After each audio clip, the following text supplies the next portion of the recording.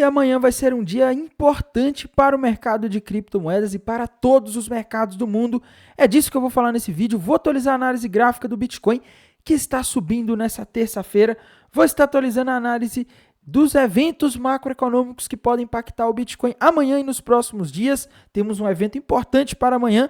Também vou estar atualizando a análise de sentimento do Bitcoin, a análise da Ethereum. Mas antes de continuar, meus queridos, não deixe de se inscrever aqui no canal da Aperio no YouTube, ativar o sininho para receber as notificações, deixar o like para dar aquela força, deixar seus comentários aí embaixo e bora lá atualizar a situação do Bitcoin primeiramente. Comentando aqui, pessoal, sobre o gráfico do Bitcoin, o que a gente tem aqui em termos de análise gráfica para o Bitcoin nessa terça-feira, tá? Graficamente, parece que o Bitcoin está rompendo para cima uma possível bandeira de alta, um padrão que normalmente indica continuação de um movimento, de uma tendência de alta. Tá? Quando a gente faz aqui uma projeção dessa bandeira de alta para cima, né, para identificar até onde o mercado pode subir após a formação desse padrão, a gente vê alvo lá na região dos 60.500 dólares aproximadamente. Tá? Então o gráfico está dizendo que o Bitcoin pode ir acima dos 60.500 dólares nos próximos dias, talvez horas, tá? Só que ao mesmo tempo, pessoal, é confuso, tá? Eu falo que é confuso porque a gente tem sinais, por exemplo, na economia mundial, de que a economia mundial está entrando em recessão, né? E por enquanto o mercado não tem reagido a isso, pelo menos é o que parece. O mercado está se recuperando da queda da semana passada. Na minha visão, pessoal, muito mais do que os padrões gráficos que estão ajudando o Bitcoin a subir hoje, a gente tem o mercado americano que está ajudando o Bitcoin a subir, tá? Hoje teve um dia de leve alta nas bolsas americanas, assim como a alta no Bitcoin também foi leve, tá? Na minha visão, essa alta, esse movimento está ocorrendo aí como uma recuperação da semana passada e também pela ausência de eventos importantes aí nos últimos dias. Nessa segunda e nessa terça-feira, a gente não teve nada de importante, mas amanhã a gente vai ter ali por volta das 9h30 da manhã a divulgação do CPI, Índice de Preço ao Consumidor lá dos Estados Unidos. É um dos dados aí que a gente vai ter de relevantes na semana. Mas, pessoal, eu só acho que esse dado só vai causar movimentos no mercado se ele vier diferente, muito diferente do que está sendo esperado. Tá? Por exemplo, o esperado é 0,2 para o CPI, para o núcleo.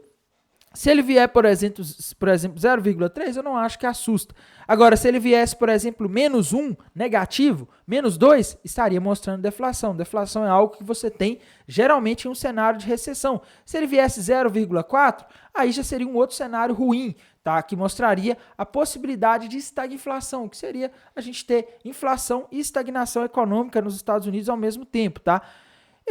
Pessoal, sinceramente, eu não vejo esse dado aqui vindo muito diferente do que o esperado. Tá? É um cenário que eu acho pouco provável, mas nada impossível. Né? Então, é nisso que vocês devem prestar atenção amanhã. Ele não pode vir maior do que 0,2 e nem menor do que 0. Tá?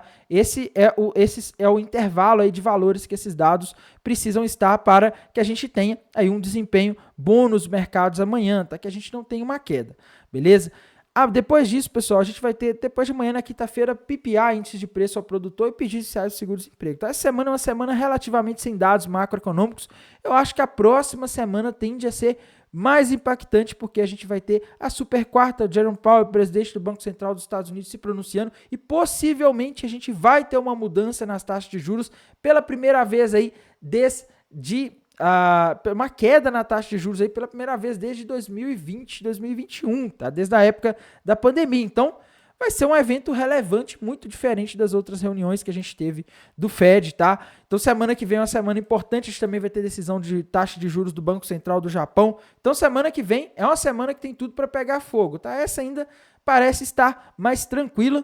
Aqui no TRDR, pessoal, a gente tem uma situação aí em que a gente está tendo a diminuição do Open Interest. Né? Quando você tem uma diminuição do Open Interest, geralmente isso significa que posições estão sendo fechadas, seja por meio de liquidação, que a pessoa errou, a operação foi contra, a pessoa foi liquidada, ou também por meio de pessoas que estão fechando suas posições. Né? O mercado está muito chato, está parado, sabe o que eu vou fazer? Eu vou fechar essas posições. Então, pode ser isso também. Ao mesmo tempo, pessoal, a gente tem o long short rate aí que está baixo, mas ele não está caindo aí com o Open Interest subindo, tá? Então, assim, enquanto não tivermos subida do Open Interest aqui no TRDR, fica difícil a gente olhar esses gráficos aqui e chegar a alguma conclusão, tá? Já aqui no Liquidation Rich Map da Highblock, o mapa de calor de liquidação, a gente vê que o ponto que a gente ainda tem mais liquidez é na região dos 58 mil 21.700, tá? Isso quer dizer o seguinte, se o Bitcoin for naquela região, ele vai tomar dinheiro de uma galera que está apostando na queda, e aí a coisa vai ficar feia para o Bitcoin, para as criptomoedas, tá?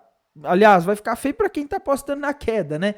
Mas aí isso quer dizer que existe uma grande chance do Bitcoin dar uma beliscada lá nos 58.700. Então, análise gráfica dizendo que podemos ir até 60.500, análise de sentimento dizendo que podemos ir até 58.700, tá? Então, assim, no geral, a gente está mais altista no curto prazo do que baixista, tá? Afinal, a gente não está tendo aqueles eventos macroeconômicos dos últimos dias, das últimas semanas que estavam assustando o mercado de criptomoedas. Em termos de análise gráfica da Ethereum, pessoal, o que a gente tem aqui é o seguinte, tá? Quando a gente vai aqui para o gráfico da Ethereum, pessoal, gráfico da Ethereum bateu o alvo daquela cunha ascendente, mas quando a gente vai para o gráfico diário, a gente ainda tem aquele topo duplo que projeta a Ethereum nos $1.800, tá? Isso indica que tem mais espaço para a Ethereum corrigir nas próximas semanas, talvez dias. É difícil saber com exatidão quando vai acontecer, né? Mas os dados de amanhã, por exemplo, se viessem ruins, poderiam ser o gatilho para a Ethereum iniciar um novo movimento corretivo, tá? No geral, pessoal, eu acho que a Ethereum ainda está com um gráfico bastante baixista, tá? O Bitcoin,